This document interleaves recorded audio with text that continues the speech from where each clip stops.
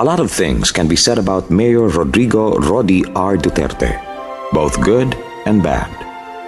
But one can never say that he makes promises he cannot keep. When he first ran for mayor in 1988, he ran on the platform of restoring order and stability in what was then considered as the killing fields of Asia. Just barely a decade later, Asia Week magazine included Davao in the list of top 20 most livable cities in Asia, making it the most livable city in the Philippines. What was known as no man's land in the 1980s became a city known for its cleanliness and orderliness. Mayor Rodi delivered on his noble promise for Davao during his first term. So Davaoeños kept voting for him again and again. And he has never lost an election since 1988, no matter how bad his critics and political rivals paint him to be.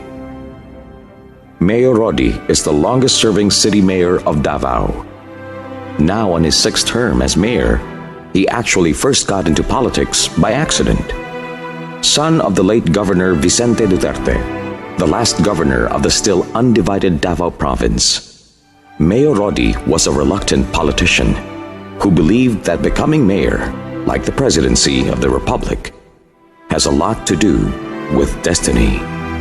When the late President Ferdinand E. Marcos was ousted during the 1986 People Power Revolt, and upon the installation of the revolutionary government of President Corazon C. Aquino, then Assistant City Prosecutor Rodrigo R. Duterte was drafted and appointed OIC Vice Mayor of Davao City in 1986. And he was only considered for the post after his mother, Soledad Nanay Suling Roa Duterte, a staunch activist against martial law and a pillar in the local women's movement, refused the appointment. Mayor Rodi was prevailed upon to accept the OIC Vice Mayor appointment because he was thinking that he might be promoted to City Prosecutor after a democratically elected Vice Mayor has been chosen. That was his only goal then, to become head of the Davao City Prosecution Office. But fate intervened. The people of Davao chose him to be their city mayor in the first general elections under the Aquino government. And the rest, as they say, is history. The history of Davao in the last 2 decades, to be more accurate. There is at least an entire generation of Davaoeños who have not known any other mayor than Duterte. 20 years, 6 3-year terms as city mayor, and 1 3-year term as representative of the 1st Congressional District of Davao City. For someone who first got into politics by default, Mayor Rodi has done more for the city than any other politician of his generation. And he has done so with a clear vision and direction, as manifested in how he anchored the milestones of his 6 terms around a particular theme. On his first term, from 1988 to 1992, restoring order and reorganizing the city government, restored law and order amidst the chaos of the city with the Disiplina and Hapsay-Dalan programs, and initiated a massive cleanup drive, reorganized the city government and built its institutional capabilities to align with the local government code, appointed deputy mayors for the different tribes, and organized the city through 11 political and administrative districts for more effective and efficient local government administration. As a result of the restoration of order, Davao City posed a positive balance of trade for the first time in years.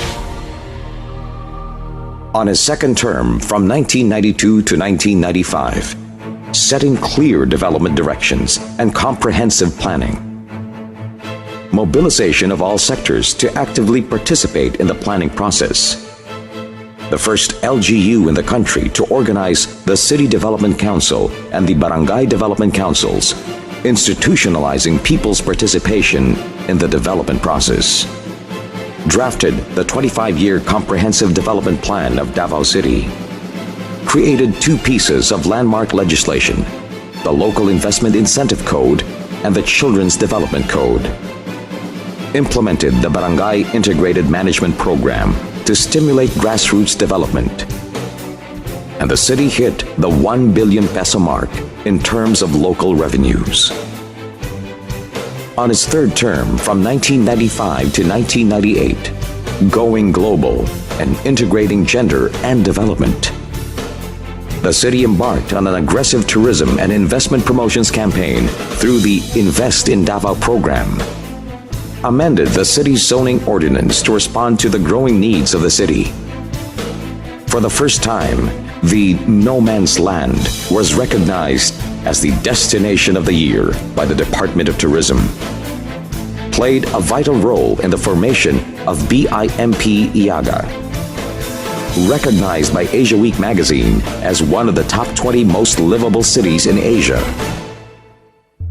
recognized by Citibank as the second most important city in the Philippines, created the landmark legislation, the Women Development Code of Davao City, established the Child Minding Center for children of city government employees, established the Balay Dangupan and Balay Paginhawaan for children in need of special protection. On his fourth term from 2001 to 2004, suppressing crime and taking care of the poor and the environment, established the 911 emergency response system for the city, the third of its kind in the world and the first and only one in Asia, equipped the Davao City Police Office with brand new equipment, vehicles, patrol cars, purchased state-of-the-art ambulances and emergency rescue units. For the first time, because of LGU support, the Davao City Police Office was recognized as the best police office in the Philippines and has consistently won this award ever since. Established the Davao City Treatment and Rehabilitation of Drug Dependents, a resort-like community for drug dependents in the city. Created the Lingap Para sa Mahirap program to subsidize healthcare needs of poor constituents. Launched the Urban Land Reform Program to assist qualified informal settlers in relocating or acquiring their own house and lot. Drafted the Local Development Plan for Children and launched the Children's Congress. Created the landmark legislation, the Comprehensive Anti-Smoking Ordinance of Davao City. Implemented the Solid Waste Management Program. Adopted the latest information technology system in local governance. Launched the City of Character Advocacy campaign, starting with professionalizing the local government service. On his fifth term, from 2004 to 2007, investing in Davao youth and stopping violence against women and children. Launched the Recognizing Outstanding Davao Youth Project, or RODI Project. For the first time, Davao City got not just one, but two Galing Pook Awards for its gender and development program.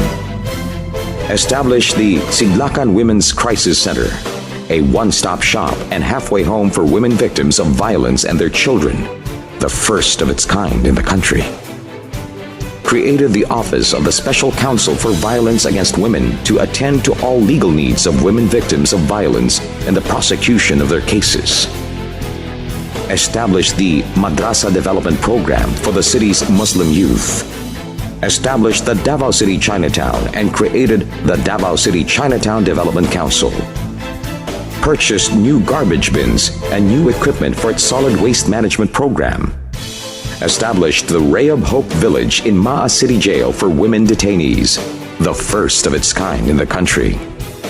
On his sixth term, from 2007 to 2010, building new infrastructure and nourishing the city's soul. Implemented the adaptive traffic control system in the city's major intersections. Started the urban drainage and flood control system. Intensified watershed rehabilitation and coastal resource management. Built more farm-to-market roads and alternative road system network. Established Damlag Home for Boys as a response to problems arising in the juvenile justice law. Developed the old PTA grounds into a new city landmark, the People's Park. Established the Museo Davaoeño. Launched the Davao program to establish Davao City as the culture capital of the Philippines. launched the Scholarship for Tertiary Education Program, or STEP, implemented the Mobile Early Childhood Care and Development Units in the barangays, a mobile preschool and daycare, launched the Magnegosyo Taday and Magnegosyo Tabay, social entrepreneurship programs to address poverty and stimulate the grassroots economy. Clearly, the Duterte administration is not all about order and security. It is not just an end in itself, but a means to a greater goal: restoring order and securing the law-abiding citizens and visitors of Davao were the prerequisites for the city's growth and development. When the people are safe and secure, they are able to realize their potentials and fulfill their promise. More than being the Punisher, as Time magazine called Mayor Rodi, he is also the generous provider who mobilizes Davao's resources to take care of the poor, the sick, and the hungry. Whether they are residents of the city or not, whether they voted for him or campaigned against him, he is the just leader who fights for the defenseless, the helpless, and the hopeless. He encourages open dialogue among his multicultural constituents and promotes diversity. He values honesty and truth and protects every person's right to express his or her opinion, even if it disagrees with his own.